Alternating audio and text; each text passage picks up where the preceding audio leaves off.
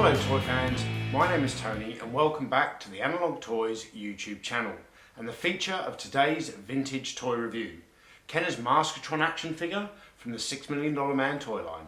Is that the $6 Million Man? No, it's Maskatron the robot. Here's Steve Austin. At last we meet. Look out, Steve. Maskatron will conquer you. Take that, Maskatron. And that. Ow! And that. Ah! Steve will beat him every time. No, he won't. Maskatron will be back in another disguise.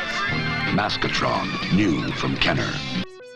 Kenner's Maskatron action figure was first released in 1976, but it was inspired by a 1974 episode of The $6 Million Man, an episode entitled Day of the Robot.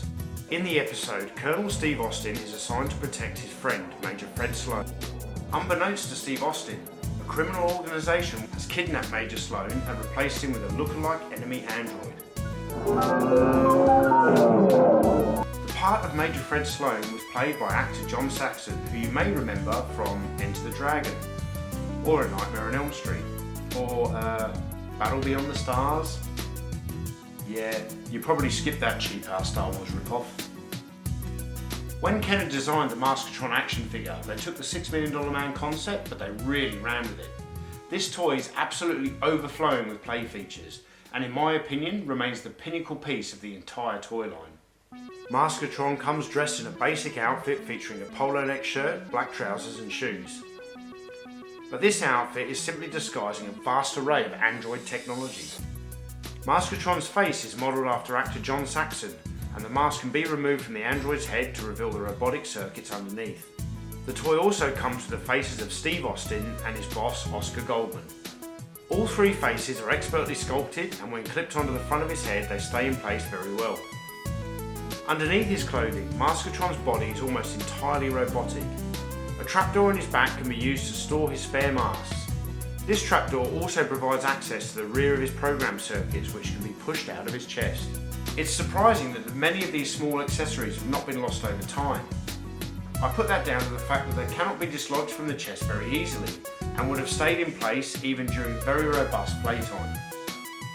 The instructions for this toy invited the kids to destroy Maskatron with blows to his body. This was achievable by a series of pressure point buttons scattered strategically around his physique. Strike a blow to Maskatron's shoulder and his head popped off. A blow to the hip and his lower legs fly off. As you can imagine, if these body parts were continually flying off all the time, it could be very frustrating for kids. So Kenner was wise enough to incorporate switch locks to prevent accidental activation of the various pressure points.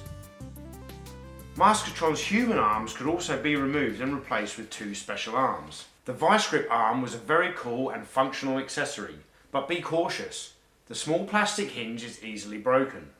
The super suction arm was another ingenious idea, however the rubber used in the toy's manufacture easily perishes over time, and today they can be very difficult to find intact.